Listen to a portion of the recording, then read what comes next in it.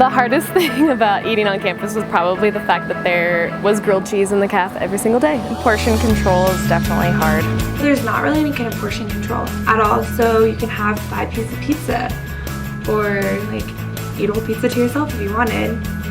For me, it's difficult because I don't enjoy vegetables. And then of course like all those crazy junk food options that you had your parents tell you no before, and now you can do whatever you want. So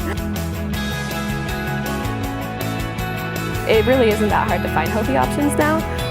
It's just like a lot of self-control, more along those lines. I stay away from the French fries and the pizzas because I have high cholesterol. Something I did that was really helpful is try to eat a salad before I ate every meal.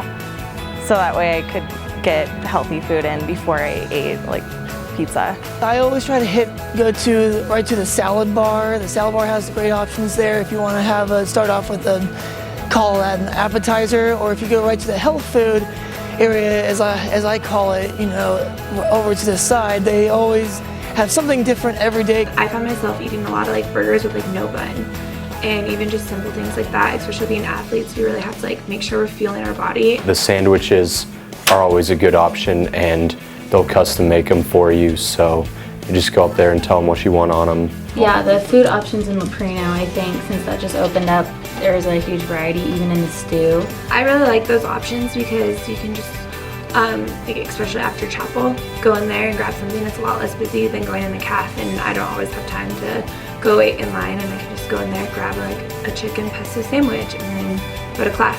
The pizza bar, the French fry bar, the hamburger bar, maybe not the healthiest place in the cafeteria. Also the dessert bar, which is frequently visited.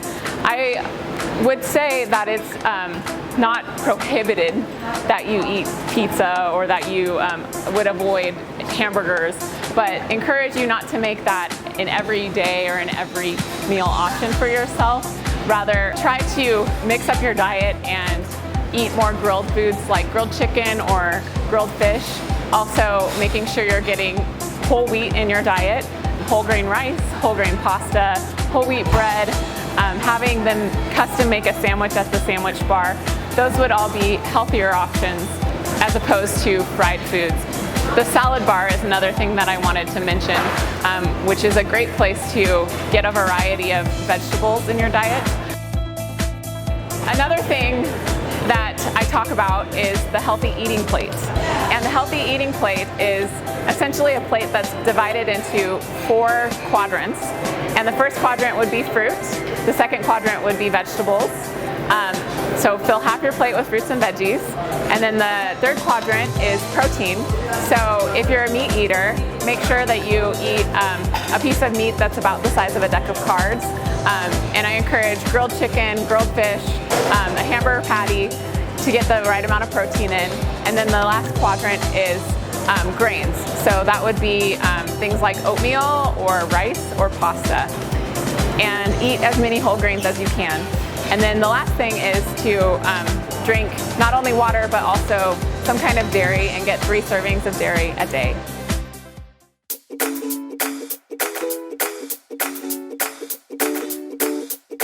So you're probably asking, Mandy, how in the world am I going to eat 5 fruits and vegetables every day? It seems like a lot, and in fact, only 1 in 5 college students actually get the recommended 5 servings per day. So one thing that I do recommend is making a smoothie, because by making a smoothie, you're automatically getting between 2 and 4 servings of fruits and vegetables every day. It's very simple. The first thing that I would recommend putting in your smoothie is some almond milk.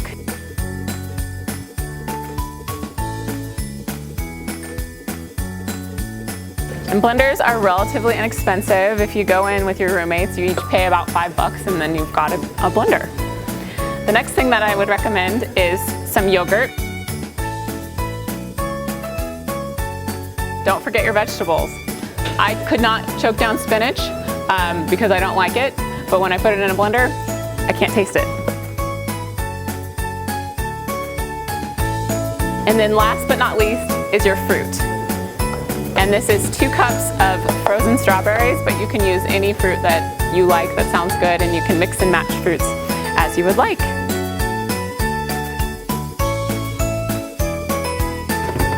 And now you have a delicious smoothie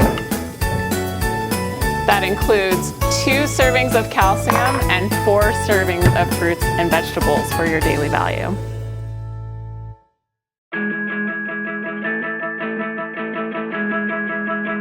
It's hard to eat healthy when you're in a rush because eating the bad things is a lot easier and cheaper. In the Cougar Den, they have fruit a lot of the time, so that's always good. And I think they also have like hummus and stuff like that.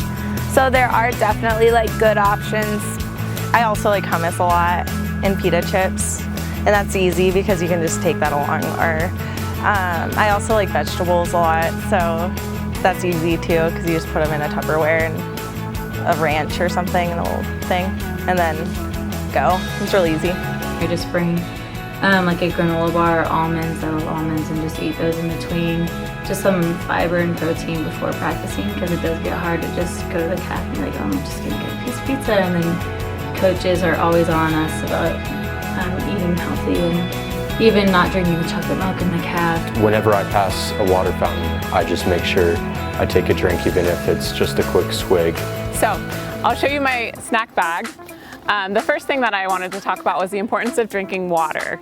So make sure that you always have a water bottle with you and you're filling it throughout the day and taking sips while you're in class so that you stay well hydrated in this high dry climate and in an environment where it's just really important to stay hydrated.